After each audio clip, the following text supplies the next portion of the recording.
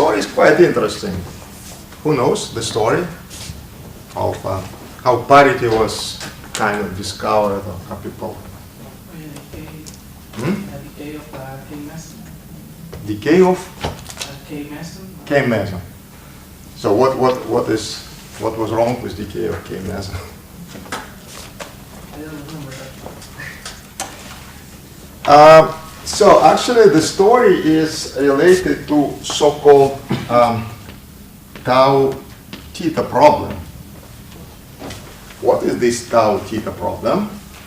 In 50s already were some accelerators, cyclotrons, and one of them was called cosmotron even. And cosmotron, because it accelerated particles up to energy something like 3.3 GeVs, and that was considered already very high energy at that time. You know, it's not like now we have something like 1,000 times bigger, or even more. And so that was comparable with energies of particles produced in cosmic rays. That was the name origin. What has been discovered is the following. It was discovered that some new particles were produced which can decay into pi plus, pi 0. And it seems another particle was produced which decays into 3 pi's, pi plus, pi minus. So let me give immediately names which they were used. So that was assigned as to theta plus, and this for tau plus. Well, the problem is that the system of 2 pines has intrinsic parity plus 1. Intrinsic parity of 3 pines is minus 1. That's fine. What was really curious, that it happens that the masses of these 2 particles are practically the same. So m tau equals m theta. Not only this, lifetime of particles also was kind of almost the same.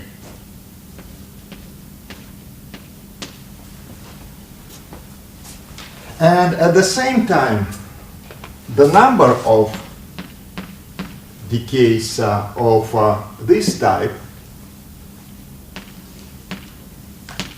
was much smaller than the number of events with tau. So how you would explain this? This tells you that it seems that you have a single particle which decays into 2 pines and 3 pines. And then the question is, these 2 states have a different parities, and therefore it cannot be like this. The parity is conserved.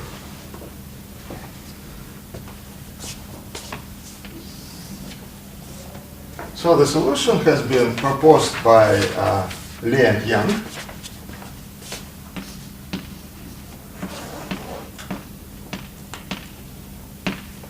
In 56.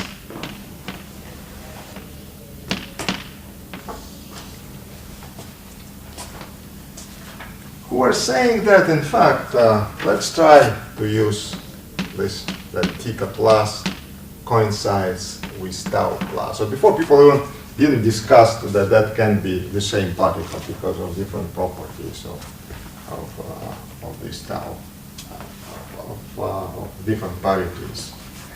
So what they suggested that still this is the same particle, and this is what we know now as K plus.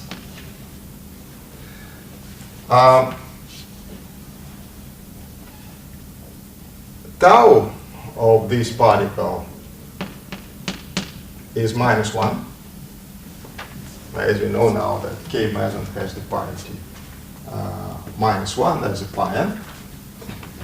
And the decay of, let me write already, K plus in using modern notations of into 2 points violate parity.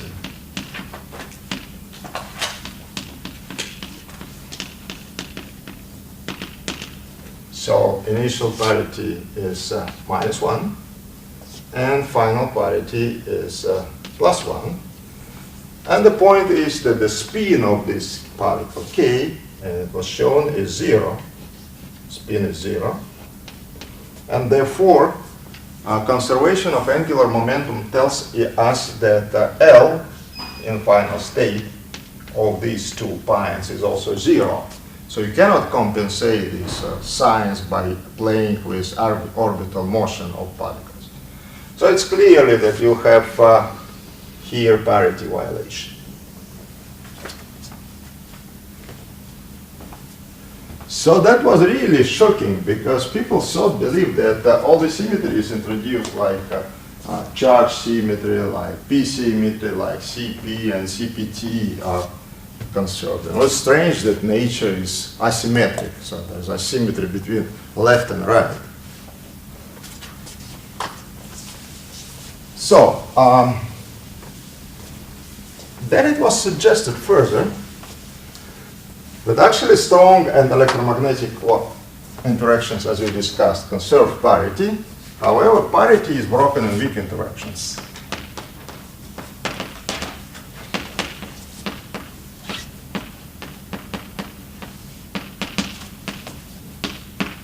Only.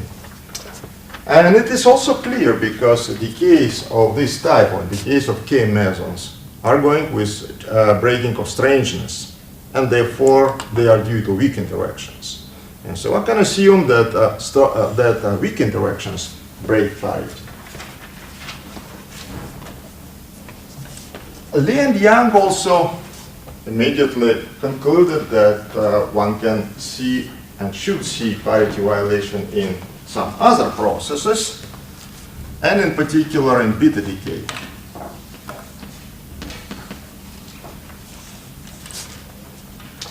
So what is interesting that soon people understood immediately that that should be seen also in muon decays, in pion decays, and the proposal of Lee and Young using beta decay was not very simple from experimental point of view. So later it was experiment with pions, and parity violation has been established just in few hours. So also a parity violation in beta decay was established very soon, essentially next year after proposal. So next year in 1957, Madame Wu, so let me put her initials,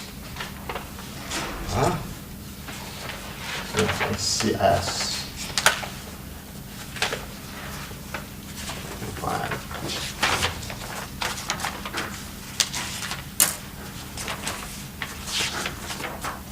Yes. CS. Wu performed experiments suggested by Lee and Young, and has proven that parity is violated. So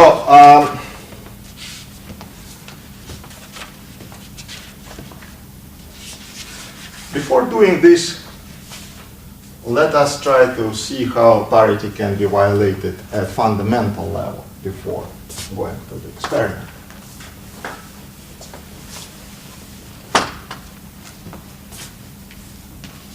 So, theory.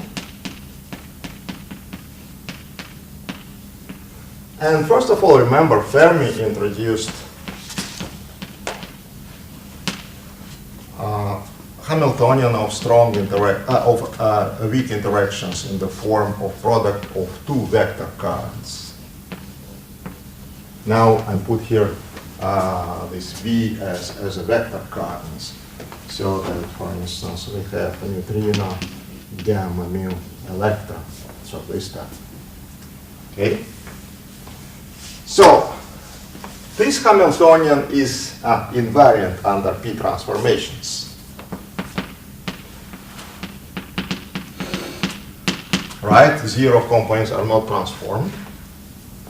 And vectorial components both change the sign, and therefore the product doesn't change.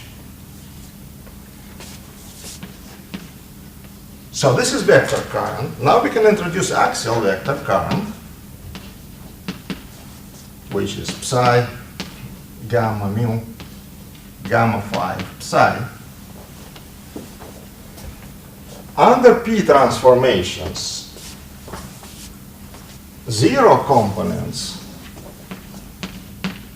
of this current change the sign. This is because of presence of gamma phi, and if you have here gamma 0 and here gamma 0, when you commute with gamma phi, you have sign minus, additional minus sign, and then as it was with usual vector current. So it's presence of gamma phi which change the sign. And vectorial components do not change the sign.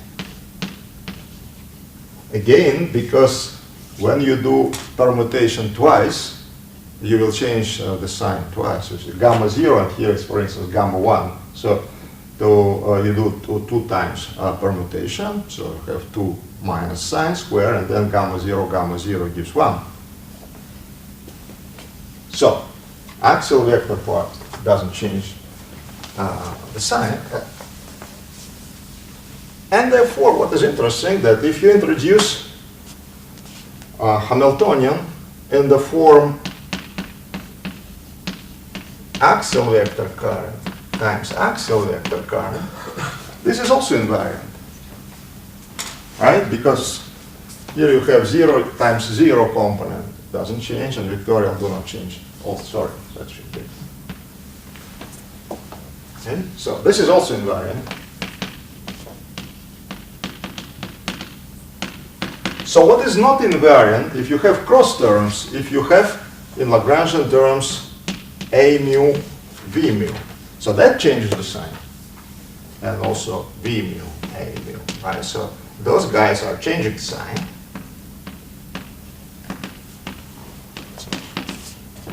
Under P transformations.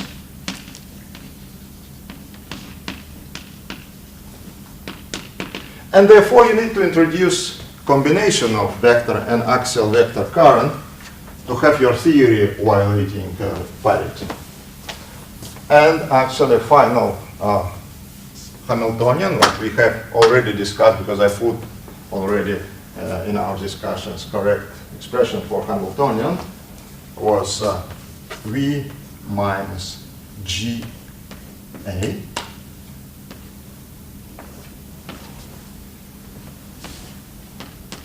and for leptonic current it was V mu minus A mu. So that's combination, and then this G Fermi squared of 2 turned out to be correct, and it actually describes correctly beta decays. So here that was GA, which was 1, 2, 3, remember, for pure neutron decay. So this combination changes under P transformation. So if you look at P transformations, you will get something else. And you will have exercise to check what you will get eventually. Now let me go to the experiment. The proposal by Li and Yang, it was to use to study decay of polarized nuclei.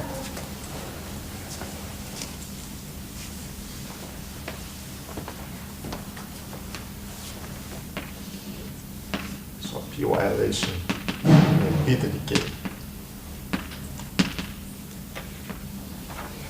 So the suggestion was to use decay of cobalt 16, which is decaying into nickel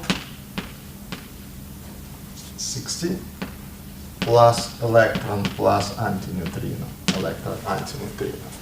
This nuclide has been selected because it has big spin The spin is 5. So, which means that it's easy to polarize this nuclei. The spin of nickel is 4. So, the idea is to measure angular distribution of electron which appears in this decay. So, if you are in a rest frame of decaying cobalt, suppose we have polarization in this direction, spin, then the electron appears in final state, and let us denote this angle theta. So this is electron. So electron is characterized by momentum p, and spin state. So we can introduce also helicity as projection of spin of the electron onto its momentum. Okay? And this is cobalt sitting here. Cobalt 16.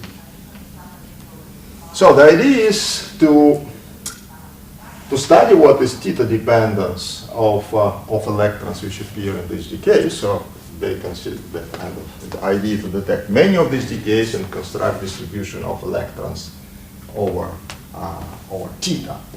Now, if you have parity conservation, then you would expect equal number of electrons going into upper hemisphere or down hemisphere, right? So that would be invariance with respect to inversion of coordinate z.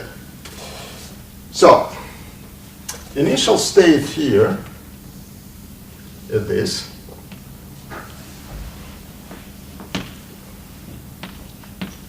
So this is initial state. And this initial state is p invariant. It is p invariant in spite of polarization of nuclei, right? Remember, under p transformation, spin doesn't change. Angular momentum doesn't change. And in fact, if you have rotation of this type, which is rotation in the plane which is orthogonal to blackboard, it is really symmetric with respect to up and down. So motion itself is invariant. And you will see the same if you look from up and from down. So it's just like rotation of this type. Okay? Rotation, nothing changed if you do reflection of coordinate. Polarization is needed to visualize these parity violation effects, and I will mention this later. So its kind of polarization is just to see this effect, but it is not that the state is non-symmetric. The state is p-symmetric. This is extremely important. So final state is when you have electron moving at this angle. And you can study general theta dependence, but you can also make summation over number of electrons flying in upper hemisphere and down hemisphere, and just to compare. If it is equal number, then you have p conserved situation. If it's different, then p is violated. So it's very important that initial state is p invariant, because then possible asymmetry in final state is due to Lagrangian of interaction, or Hamiltonian of interaction. Because if you would have initial state which is not p invariant, then you may have p not invariant final state. That's nothing is surprising. What is surprising that you have initial state which is p symmetric. And if you find that final state is not p symmetric, then you should say that it is Lagrangian, which is actually responsible for this violation.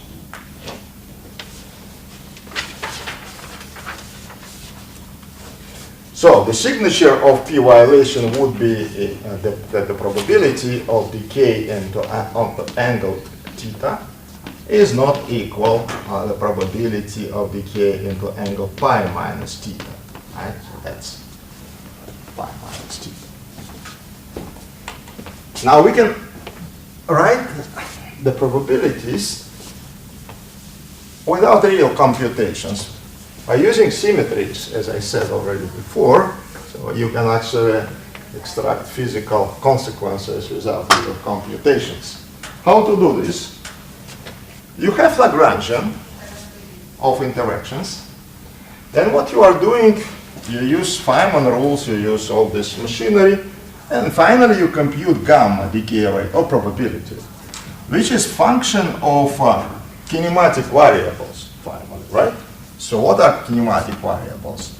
It's momentum of nuclei, spin of nuclei, it's momentum of electron here, it is spin of the electron, and of course coordinates us parameters of neutrino, but we are not detecting neutrinos, and therefore this is what we really can measure and observe. So we can obtain this function without doing real computation by just using symmetry properties. So we have Lorentz invariance.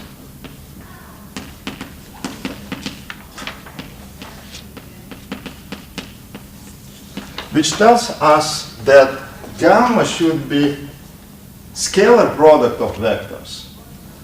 Right? It should be just numbered. And so we can create different combinations, scalar products of vectors, like PE multiplied by SI,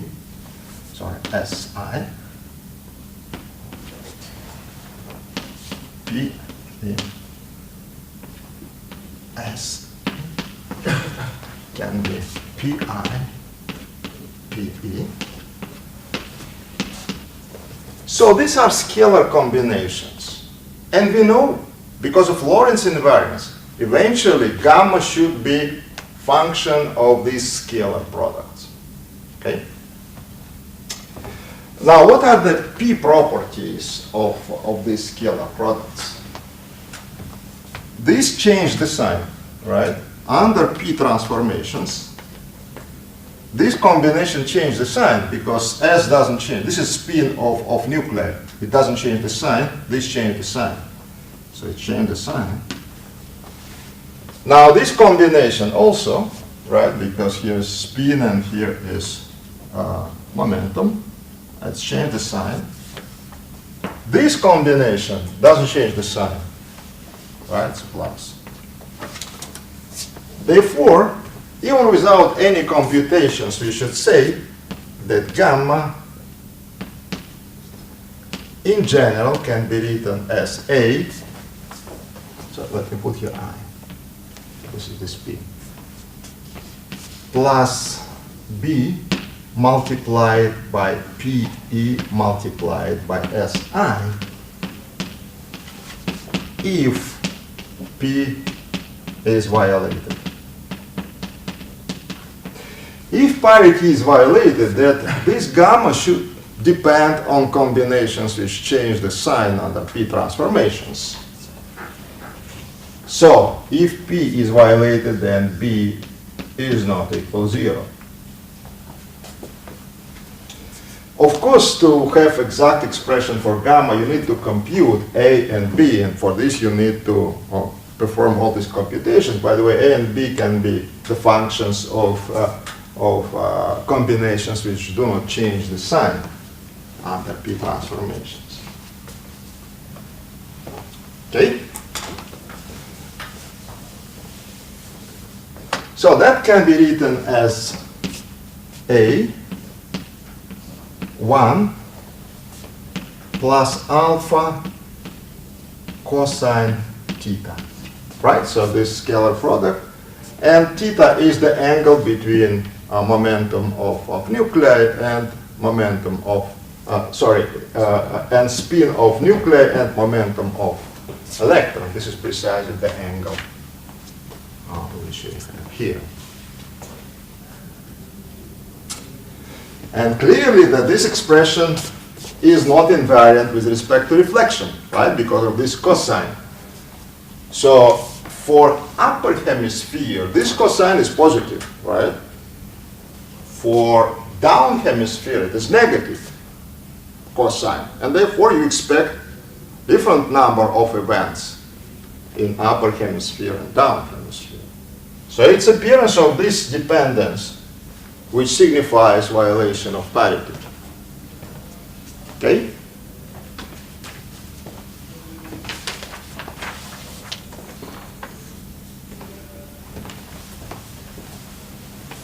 And so, what Madame Wu did, she studied angular dependence of the case of polarized cobalt. So there's a few words about the experiment. And I will show slides of this experiment. So she saw asymmetry. And in fact, the number of electrons which are flying downward was bigger than those who are flying up, which means that alpha is negative.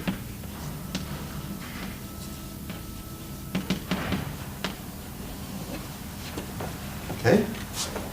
Because if alpha is negative, then for these small angles, that term will be negative, and then it will decrease probability, right? And so then the number of electrons which are flying up should be smaller than the number of electrons flying down.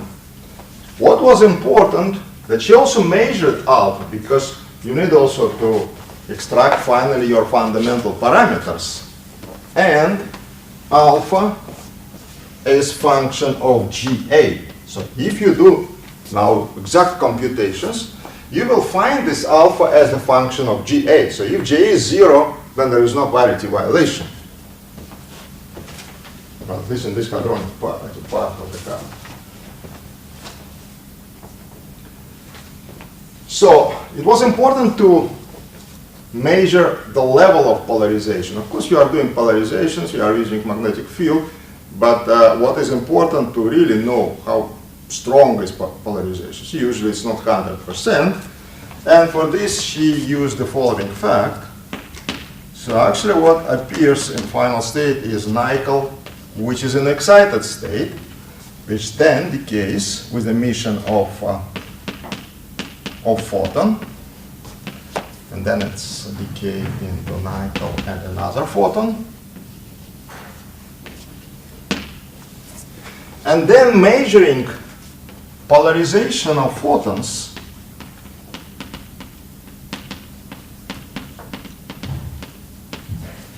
one can extract the level of polarization of nickel and consequently polarization of initial cobalt nuclei. So everything nice when you write theory, but then experimentally on this simple thing, you need really to have some effort to measure this. I think I had somewhere this number, what is the level of polarization. Anyway, what she has found, that this alpha parameter is minus 0.7, which actually corresponded to GA is 1.23. Or actually 1.2. So what it was not so high accuracy in this experiment, of course.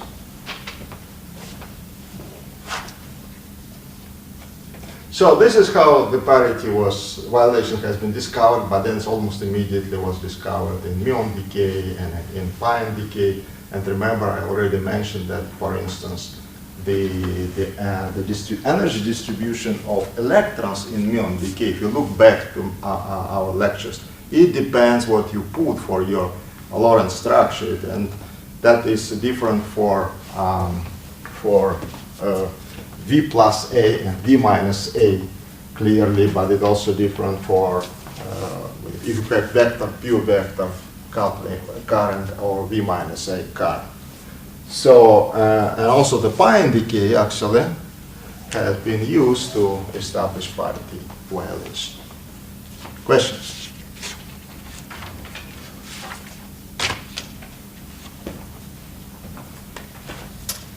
I can tell you this is really a fundamental thing. And the story was that Similar idea that maybe parity violation should be introduced to explain theta tau problem was actually, it was idea by Shapiro, Soviet physicist at that time, one of the people of Landau. And he came to Landau and said, look, we probably can explain this inventing parity violation. And Landau said, look, maybe you are right, but I don't want to live in this world. The guy was so depressed, he didn't even publish anything. No, I think it was some footnote. I have forgot already. So I think it was in some of his papers, it was just footnote. I think we thought we could get Nobel Prize, you know. And you see, Landau was arrogant, so that was really, big teacher doesn't want to live, how he can, proceed in this world, asymmetric. Yeah, so the world is a bit ugly in this sense, in many other senses also, but in this sense, there's some asymmetry between left and right. Questions? Yeah. We put in all of our weak interaction currents the same structure. Charge currents. Charge at quark level. Because remember, this Ga appears in the current when we have neutron and proton. Even if you write this for nuclei, it's still it is already also different, but not far, but it's maybe 0.8, even smaller. Okay. At quark level, amazingly, so they have this Ga equals 1, so that's V minus A structure, pure. The largest spin of cobalt is it's because it's ferromagnetic, or what? The other way? No, to polarize. So what is important? So I should say, so suppose you have unpolarized nuclei. If you have unpolarized nuclei, then what you would have half of the nuclei in this direction, you can always kind of export, and half in this direction. So, okay? Therefore, for decaying of nuclei polarized in this direction, you will have dominant emission down, and for inverse, you will have dominant emission up. So, though you will have still parity violation, but you just averaged out it, right, when you make this summation. So, this is why polarization is important. So if you would have unpolarized nuclei, so still you would have parity violation, of course, but you will not see effect. Okay? Just because you sum up this asymmetric decays and the sum is symmetric. They polarize with the magnetic field, and the cobalt is like single atoms around, or there is like a piece of the metal? I think it was like, frankly, I don't remember. So let me put it. But yes, so that was a piece of material. Yeah, I think it's not even in the gaseous state, but it's just like metal, and then you make this polarization.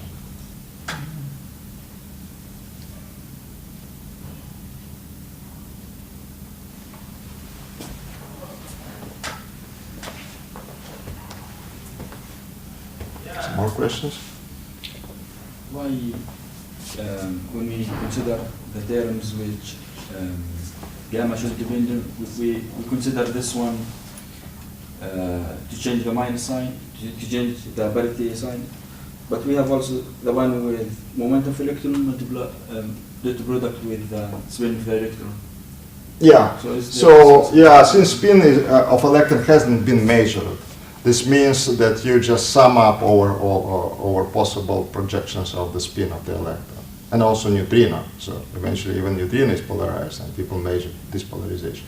So to say, you have some other terms, but since you make averaging over other, or you do not see them, so theoretically, it means that you do averaging or summation. Mm-hmm. Then the only what you can see is effect of this product. In principle, yes, you can also measure this, and we see what is essentially what is helicity of electron. But in this experiment, that was not measured. Okay. So I did this for parity and P transformations and parity. Very similar to this, you can develop a theory of C, of charge conjugation. This is also discrete symmetry, multiplicative quantum number, which is C parity, and many things are the same. So I will not just summarize for these C transformations, because we will study then Cp and Cp violation. So Lee and Yang got a Nobel Prize for this. The question why Madame Wu didn't got a Nobel Prize, still secret. So they were very young, maybe even younger than you, some of you. I think they were 24, 26 years old.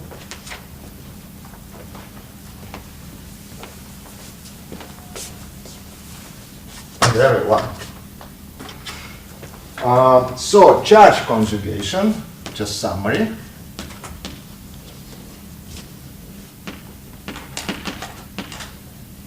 You will have some exercise to do some charge conjugation and to check C symmetry.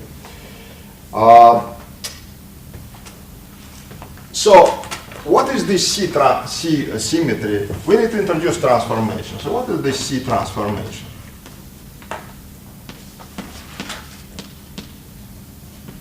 So the same story, we need to first introduce transformations.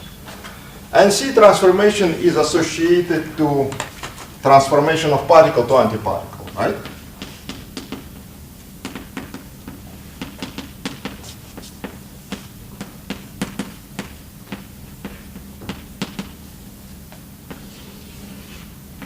The motivation for this, people saw that mass of the particle equals to mass of antiparticle, and also spin of particle equals to spin of antiparticle.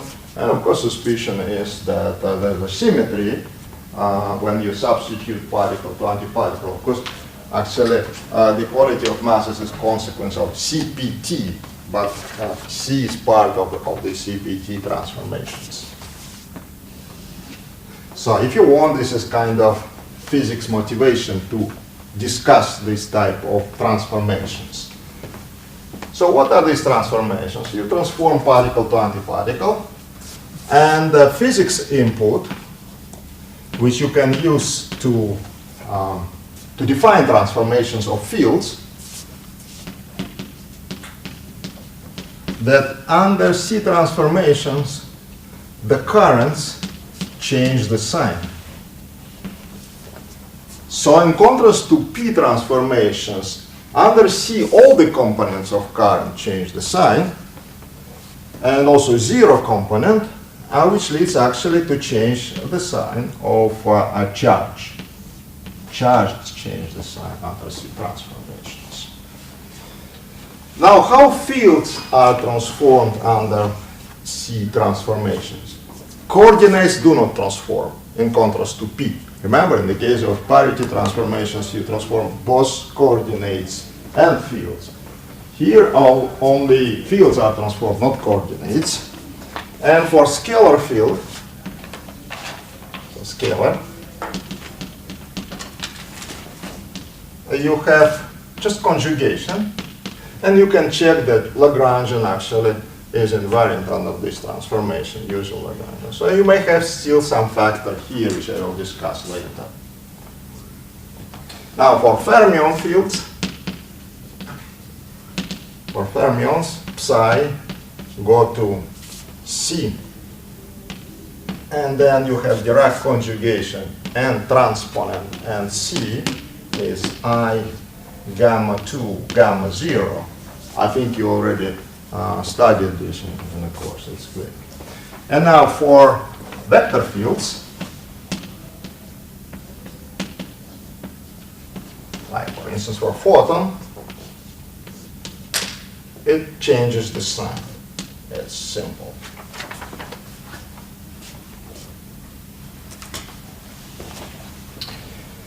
Now, using these transformations, you can check invariance of your theory, or invariance of your Lagrangian, and you can convince yourself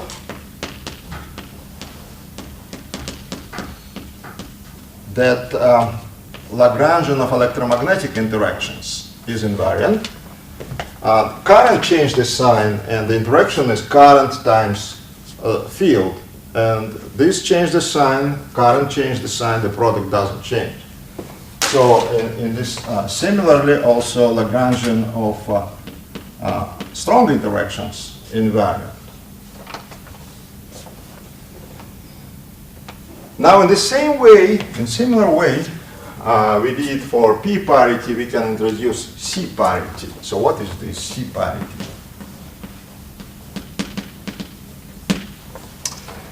There's a set of particles which have zero values of all conserved charges.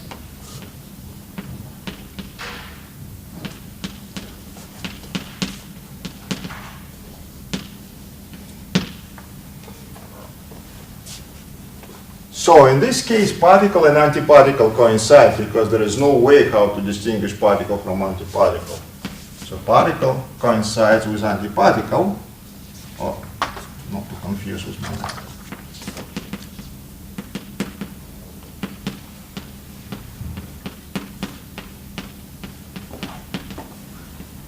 And this is what we call true neutral particle.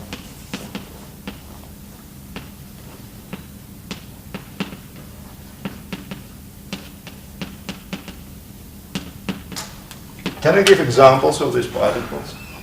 What are these truly neutral particles? Photon, for instance. Also, pi zero. So, pi plus has antiparticle, pi minus. It differs by electric charge. For pi zero, charge is zero, so it coincides with its antiparticle, right? So also Z0, we introduced, I mentioned Z0, gauge boson in the standard model, but also it's a neutral particle, truly neutral. Vector boson, rho 0, is also a vector particle, and so there are a set of other particles of this type. For these particles, transformation of states of the wave functions under C, operator C, is given by this. So, particle coincides with antiparticle, and therefore here we have phi, and there is no conjugation here because it's essentially it's the same state, and the only what may appear is this factor. And in the case of, as in the P parity case, the eta C can be +1 or -1, so that can be proven if you apply twice C transformation, then you can come, you're coming back to initial state. So it can take the values +1 or -1. And all the formalism is very similar. So if you have Lagrangian, which has C symmetry, then in the processes you have conservation of this parity. So it is again, this is a multiplicative quantum number.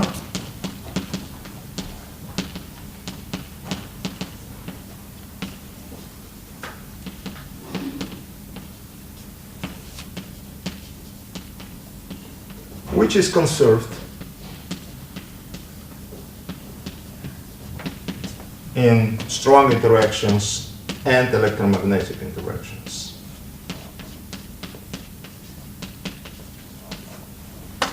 Okay? In the same way as we have conservation of P parity. Now, what are the consequences of this conservation? One of the consequences is that the amplitude of the processes, when you have odd number of gammas, have gamma, gamma. For instance, you have 2 gammas in initial state, 3 gamma in final state. The amplitudes of these processes and probabilities are 0. So you see, you may start to compute this, and then eventually you can get 0, but you, just knowing the symmetry, can say immediately in advance that that should be 0. And this is 0 because eta c of gamma of photon is -1. Remember, under C transformation we introduced transformation with minus sign for electromagnetic field. And so we have for photon eta c equals -1, and clearly you cannot satisfy conservation of C parity, because here, for instance, you will have plus C parity of initial state, right? So C parity is a multiplicative number. You have -1 times -1, it will be +1. And in final state you have 3, so you will have C parity -1. So clearly this is broken. But whatever you have, if you have odd number, this is for odd number,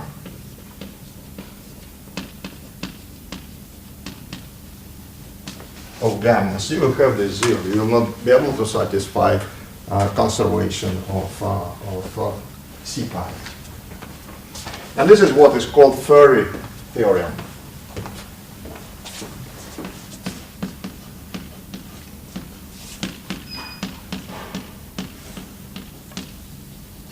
Final remark here, that in particle data group you can find the following symbolic notations. For pi 0, so we introduced this, we introduced these notations, parity and then C parity. And this is spin. So for instance, for pi 0, we have 0 spin, minus its P parity, and plus is C parity. By the way, plus for C parity is clear because pi has decay into gamma, gamma. And so these two guys have parity, C parity -1, -1, spin is 0, and therefore C parity of pi 0 is plus. Okay? That will be needed for next discussion of CP violation. For J psi, I have spin 1, C parity, P parity is -1, and C parity is -1. Now remember that C parity is introduced only for truly neutral particles. So not for everybody. We do not introduce C parity for pi plus or for pi minus, for proton, for neutron. This is for truly neutral particle only. But even this gives a lot of interesting information and some selection rules of conservation, consequences of conservation of this C parity. So, and again, these weak interactions are bad boys, right? So they break C parity.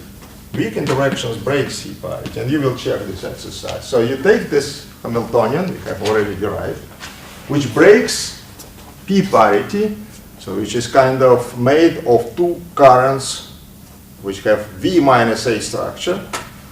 And this structure actually changes when you do C transformations. And I will discuss a little bit how it changes. Okay? So questions about this C? In this interaction, will we have interference of two photons, the physical level, or in general the interference of photons? Is it that interaction? Well, in principle you have, of course, always interference, but this is already, interference appear when you compute probabilities. You have this amplitude, so usually interference appear when you compute moduli square, and then you can discuss different interference. So here it's already at amplitude level, you have 0, so it's just amplitude. So example of this, you may have loop with electron running here, and so behind this, you may have this type of the diagram. Of course, for 4 photons, this diagram exists. Okay, so you can satisfy that.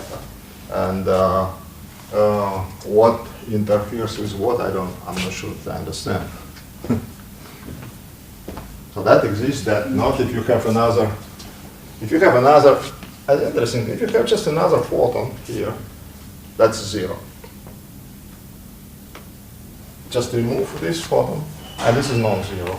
This called photon state or some photon high orders. But you need to tell me what you want to interfere with what. I mean, if we have 2 slits, like the usual interference experiment. Yes? So you have photons coming from two slits. Yes? Yeah. And they interfere, and at the end you detect only at each point, you see. Well, that is related to the phase. Remember, this kind of interference it depends on the phase of the photons when they arrive to a given point from the slits. Or you can do this with electrons. So here we are not following what happens with this photon. So what we are talking about is that suppose I have a production somewhere. You have the source, and I have photons, and then I have slits here and slits here. That's what happens after. It's just this is 0, the coupling. So in this type of consideration, I'm considering kind of in the spirit of scattering when these particles go to infinity eventually. But in any case, this is 0. It's just 0. Nothing to talk about. No interference, no nothing. It's just 0. More questions? See, we are doing progress. We are kind of almost finishing. So, the next topic is CP symmetry and CP violation. I announced already CP violation. Remember, all this Kobayashi-Mashikawa theory was to give mechanism for this CP violation. What I will discuss here is what was discovery of CP violation. What is this?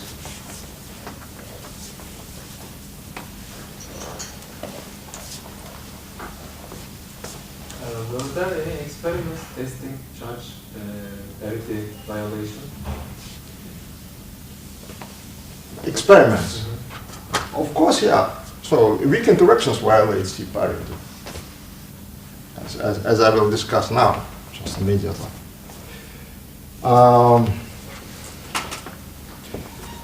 So let me first discuss CP invariance. What is this CP invariance?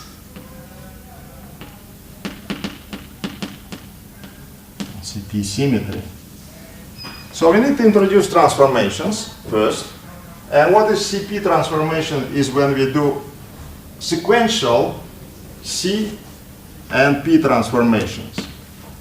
It doesn't mean which, doesn't depend which order. So you do P transformation and you do C transformation.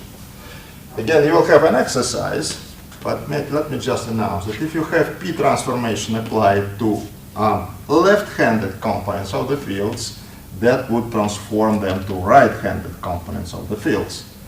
Under C transformation, so we have a field going to this FC. And for after CP transformations, so CP acting on FL will give FC right. That's transformation of fermions under CP transformation. Now, since we introduced transformations of the fields, you can check that after taking combination V minus A times V minus A, this is what we have for charge current weak interactions. Under CP transformation, the following happens.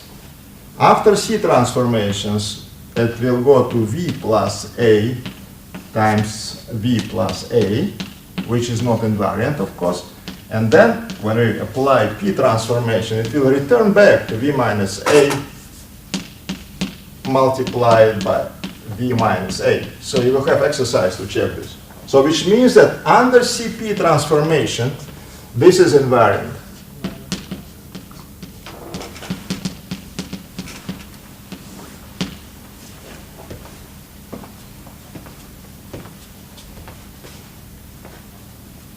And say C violation, so C violates this V minus A, an experimental fact that you have, for instance, even neutrino interactions and anti-neutrino interactions are different. So you have neutrino, anti-neutrino, so C, and they have different cross sections. This is one of the manifestations of C violation. Okay, so we will check how this vector and axial vector currents will change under C and P.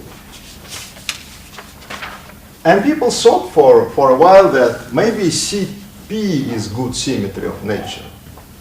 Yeah? But it turned out to be wrong, and now people are saying maybe Cpt is also not conserved, right? So everything teaches us that everything is broken unless there is a good reason for that. And people are seriously looking for possible effects of Cpt now violation. So what I will discuss next is violation of Cp.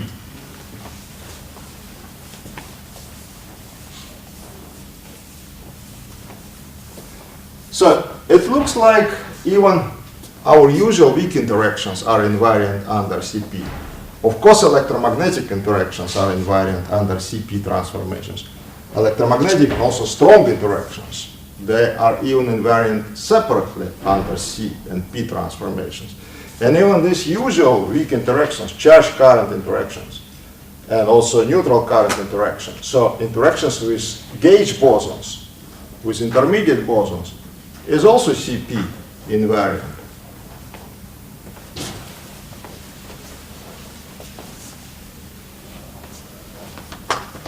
So I will discuss Cp violation.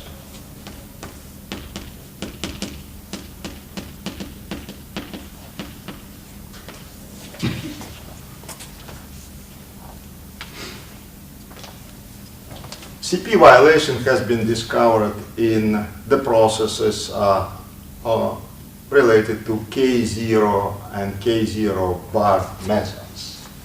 So we discussed already K0 and K0 bar. So these are strange mesons, neutral. We take neutral components. And these states have definite strangeness. Right? So remember we introduced K0 and K plus, and they have strangeness +1, and K0 bar and K minus have strangeness -1. So this is strangeness, not spin. Strangeness is conserved in the strong interactions, right? We discussed this. And therefore, these are good states, you know, with respect to strong interactions. They are eigenstates, if you want, of strong interactions.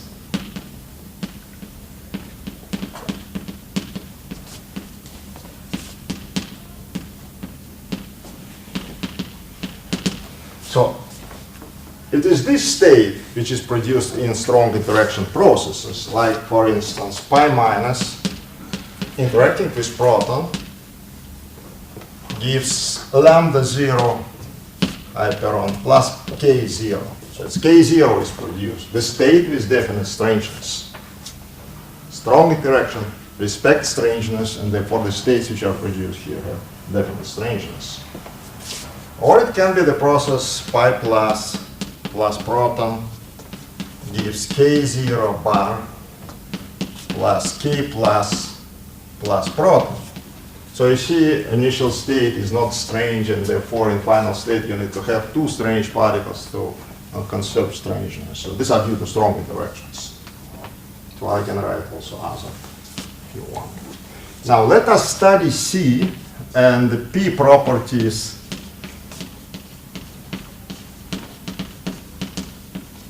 of K0 and K0 bar. So remember, these are the states, because now I will introduce some more and more different states. But these are the states with definite strangeness and with definite strong interactions. Now, what are C and P properties of K0? Acting by C onto K0, what I will get? I will get K0 bar, this state, right? Well, I can have also here the Cp parity, and P parity is plus of this. Now, acting by C, and there is no sense actually to introduce Cp parity. Sorry, I said something wrong. So because here we have antiparticle. So, and this way we change strangeness. So it's not truly neutral particle. We cannot introduce this Cp parity, C parity. Now, C acting on K0 bar give me K0, right? Now, K mesons are pseudoscalar. Remember, they form the same multiplet with spines, and therefore, so they have the same -1 P parity. So, therefore, under P transformations, K0 go to minus K0, and K0 bar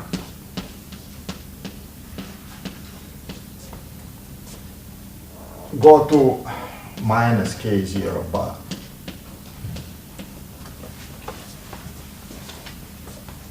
Agree? Now let's see what happens if you apply Cp. So you take Cp, so twice this C and P operations, acting on K0 will give me what? Minus K0 bar. Cp acting on K0 bar gives minus K0. Boring, right? It looks like nothing interesting, right? So that's okay. Now let us do the following trick. Let us introduce combinations which have definite Cp parities. And actually this is trick which is very useful for various considerations of the symmetries and their consequences. So let us introduce states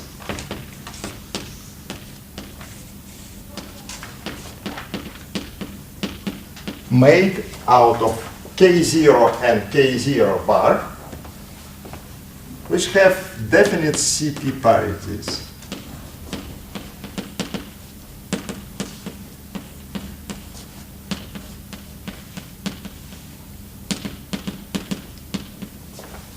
So, let's introduce K1, which is 1 square root of 2 to have correct the same normalization, K0 minus K0 bar. And K2, which is 1 square root of 2 K0 plus K0 bar. Under Cp transformations, K1 is transformed to what? Knowing these properties, tell me what you will get. Knowing these transformation properties, what you will get in this case? So I'm getting K1.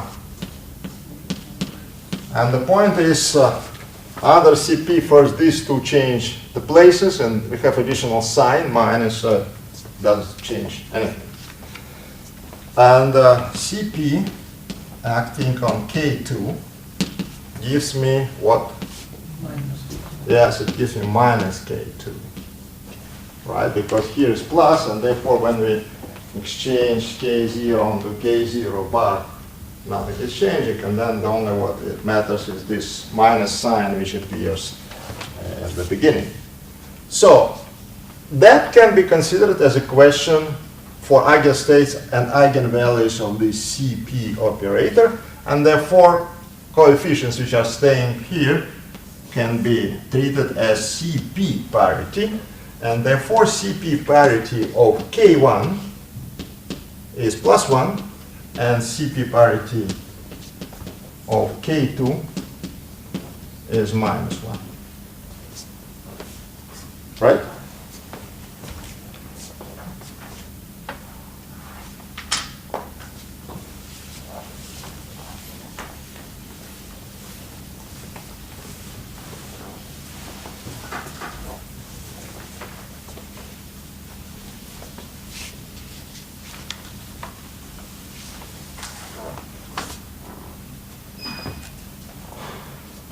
Weak interactions break strangeness. So therefore the states we introduced before, this K0 and K0 bar, they are not good states from the point of view of weak interactions. The weak interactions do not respect strangeness. K1 and K2 are good states from the point of view of weak interactions. Remember we discussed that under CP, Hamiltonian of weak interactions is invariant under CP. So these are good states from the point of view of weak interactions. They will respect this. So you would expect that in weak interactions you will have conservation of CP parity. Now what happened is that even this is not true, and there are some other interactions which are probably even weaker than weak interactions which break this CP. And remember, we already know what is the origin of CP violation. These are these complex phases in the mixing matrix. So let us consider decays of K1 and K2.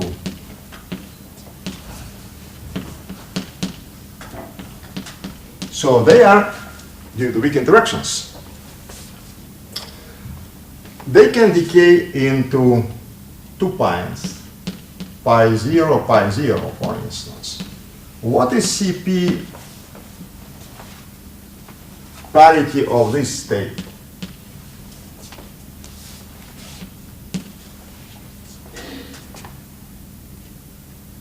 Since these two pines appear from decay of K mesons, and these guys have spin 0,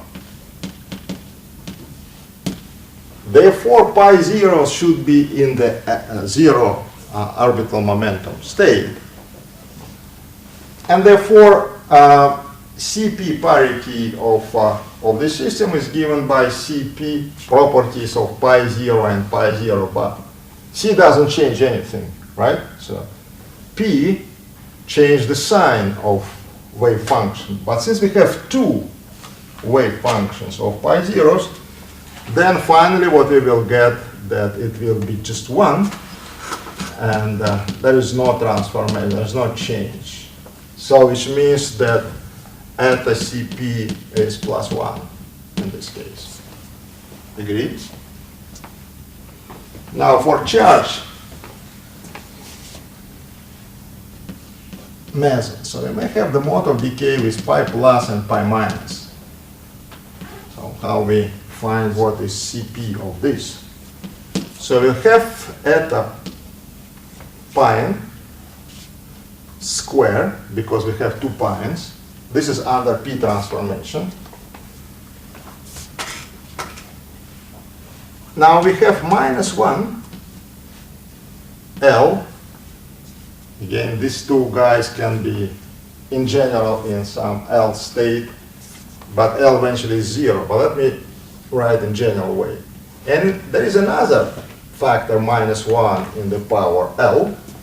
And this is because we have the system of pi plus and pi minus, and under C transformations, pi plus becomes pi minus and pi minus becomes pi plus, so that will go to the system where we have pi minus here and pi plus here, and this is like a permutation, and therefore wave function will change the sign according to this rule. The same transformation of the same kind of permutation is under P, right? So we have P, and that also change the order. So we have pi plus, pi minus. That will go to pi minus, pi plus. So this is the origin of these two factors, and we do not introduce C for individual pi plus and pi minus, and so we get again here that at Cp, so I need to write this, pi plus, pi minus, and therefore at Cp is again plus 1. Agree? So if you have a system of two pions which appear from decay of K meson, the state is spin 0, you will get the Cp parity of these states to be plus 1.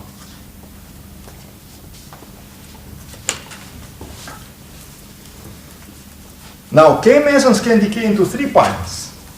Let us consider what is Cp parity of the system of 3 pions.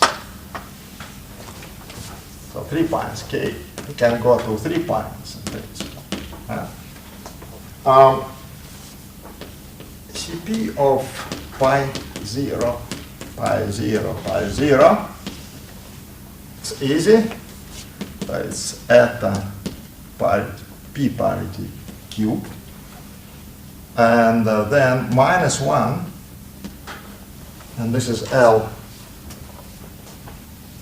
total angular momentum in this system. And that L is 0. And therefore we will get minus, okay, so it should be again this pi 0, pi 0, pi 0. And this gives us minus 1 because of this cubic power of this eta pi.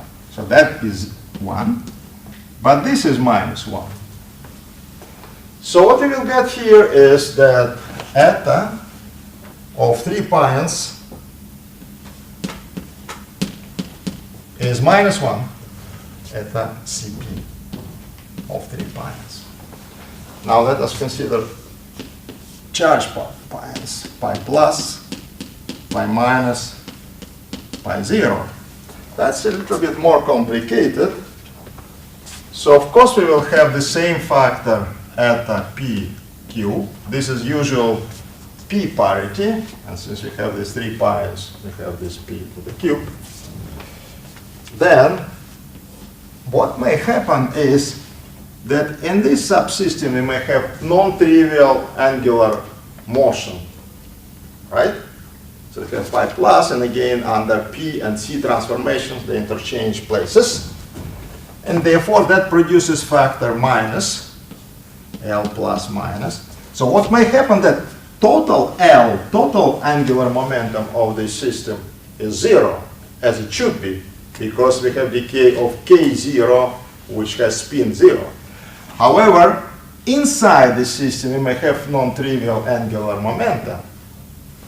So what happens is that we have appearance of these 2 factors, L plus minus. One comes from C transformation, precisely according to this, what we have here before. Right? So under C transformations, pi plus, pi minus change the order, so they change the positions.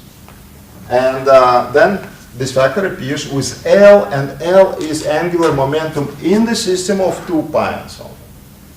But what is important that P do the same, and so we have appearance of another factor of this type. And finally, so we have pi plus, pi minus, pi 0. What we will get that this is 1. And so Cp parity will be determined by this factor. And again, we have that eta Cp of 3 pions is minus 1. So bottom line, 3 pion system has Cp parity minus 1, and 2 pions have Cp parity plus 1. That leads to very non-trivial consequence. A non-trivial consequence is the following. Remember, we defined Cp parities of K1 and K2. So if we have Cp conservation, then K1 should decay only in 2 pi system, because this guy has at a Cp1 and this has Cp1, 2. Also it will be this decay. So if Cp is conserved.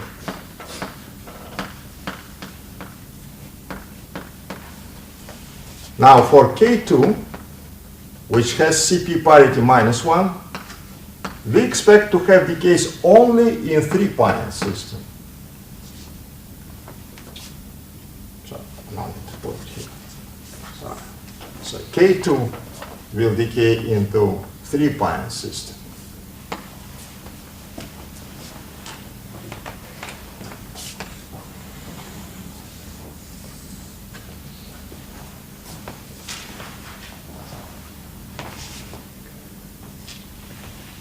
And therefore, if you will establish, for instance, that K1, if it decays into 3 pions, that would be signature of violation of Cp, right? There's one circumstance which actually simplifies of checking this fact. The mass of K2, and it's close to mass of K1, is around 497 and 7 MeV. So that's around 500 MeVs. The mass of 3 pions is 420 MeVs. Not a big difference. So for this decay, we have small phase volume.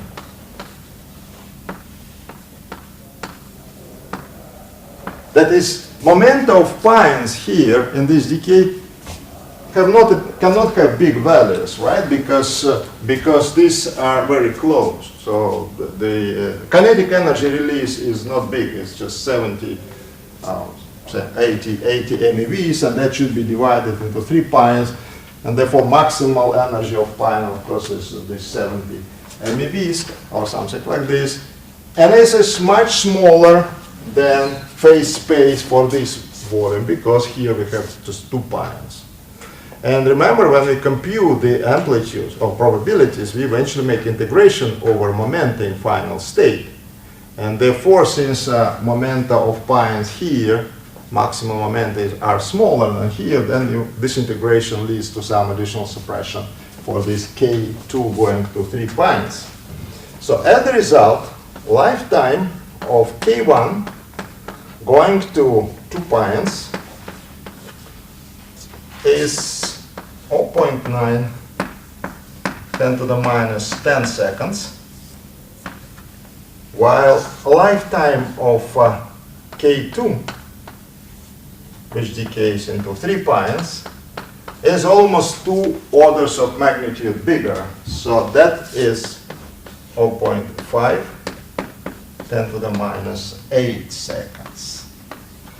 So this K1, what is usually called KS, K short, short-living meson. You can find in literature this. And K2 is KL, long-lived meson. Approximate, because that is fine when you have exact Cp violation. So this K1 doesn't coincide with K short if you take into account Cp violation, but I will not discuss this, so that is over there. Further complication.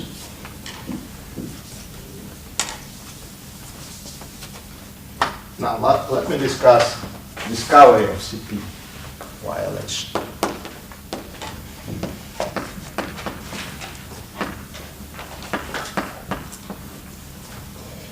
So that was discovered in 1964 by Christensen,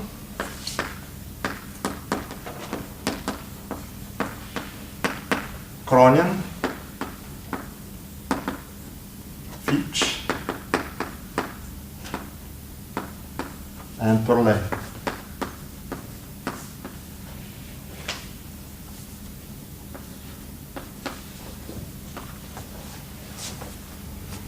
So the idea of the experiment is the following.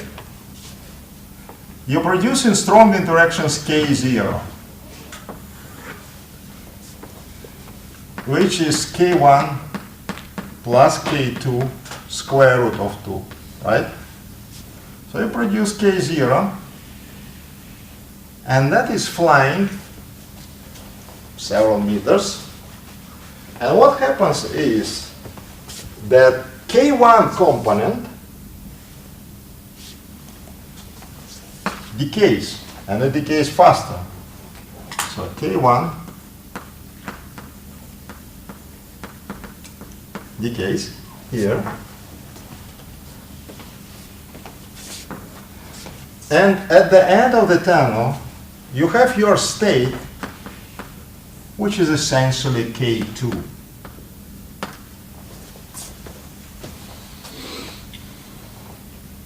Clear?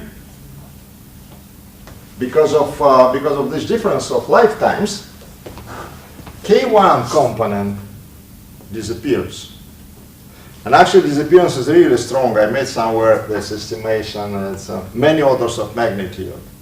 Because you have this exponential decay, and the distance is selected in such a way that this K2 almost decay almost completely.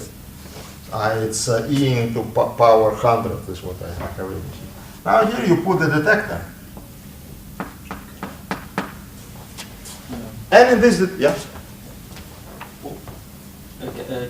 Can we suggest the possibility that maybe K0 oscillate to K0 prime, and Yeah. in such a way to form just K2? Right, so no, but that is selected in such a way that you have no effect of oscillations. I see. That's correct. So what you are saying is correct. In principle, K0 can go to K0 bar. But even if you have here K0 bar, still the component K1 will die, right, in K0. So it doesn't depend. Even if you have here K0 or some mixture, K1 will disappear. There are some effects of oscillations which are probably taken into account. Okay. Now, what has been studied here? Decay modes of this K2. And of course, it mostly decays into 3 pints. But what happened is that still some events were observed when K2 decays into 2 pints. And this is, of course, this implies a CP violation, because here it has CP minus 1 and here CP is plus 1. So you have here a CP violation.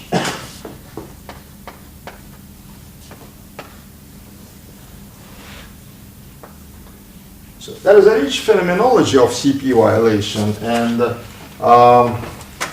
there were some phenomenological mechanisms of this CP violation through mixing or direct, but I have no time to discuss here. So if someone is interested, one can start this. So of course K0, these decays are not the only system where CP has been discovered, and there were also asymmetries in, so for instance, in the decays of, probably in the case of charge. No, it was also neutral. But probably I will stop here, so just not to overload. So there were different asymmetries studied, say, when you have K plus decays and K minus decays, and you can see some difference related to CP violation. Also, CP violation has been discovered in the case of B mesons. Yeah. Is it enough to put CTM matrix in our interaction term to explain CP violation? Or? So what is amazing, why these people got a Nobel Prize, that a priori it is not clear, but what happened that all different decays and different processes with CP violation can be explained by just this unique parameter. And yes, CP phase in CKM matrix. So our all considerations using C and P transformations, if we have that mixing parameters, the complex mixing parameters, are they still valid or not valid in such sort? Or you will find that you will have non-invariant Lagrangian. Once you introduce this CP phase, Lagrangian at fundamental level will not be CP invariant. You can check CP properties of this Lagrangian. Once you include these complex phases. Okay, so this is important. But CPT invariant. But CP invariant, yeah.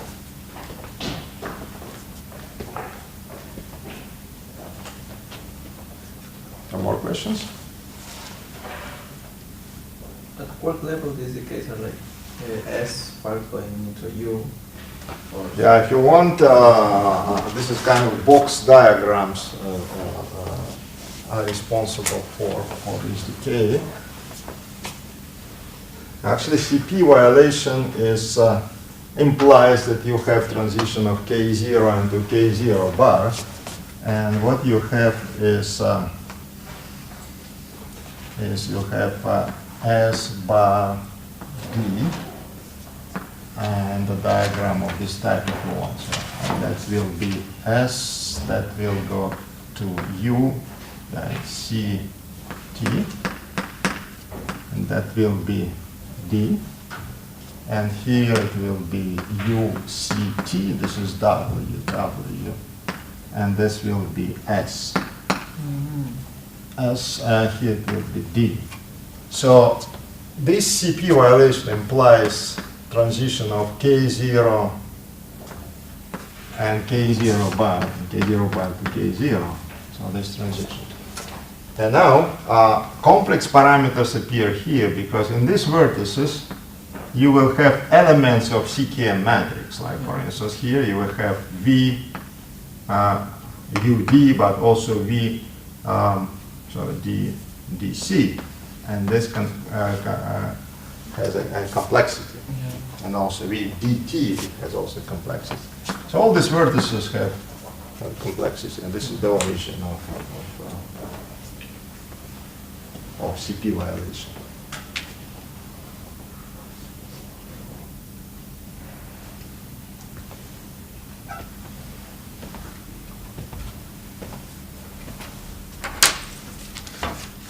Okay. Now I prepared fifth exercise, series of exercises. Here you have some, actually what I have shown on the blackboard is enough to make, to solve these problems. Some of them are have W boson, and so in these problems. But the only what you need to know is that the W boson has certain mass. Even no need to know what is exact mass of this W boson.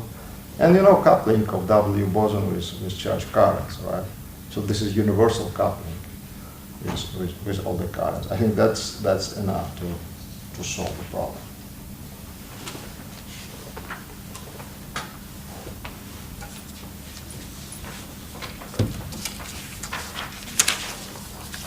So in the rest of lectures we will discuss continuous symmetries, because up to now we had only discrete symmetries. So we discussed P, C, and then CP. And what we will discuss next lecture is E1, and final lecture will be devoted to neutrino oscillations of ones. And so what I will do is I will give on Friday's last lecture, right? I will give you exercise number 6, which I will check by myself. And so what you will do, you will solve it and bring, during the exam I'll check. And if I will have some questions, then I will ask. Okay?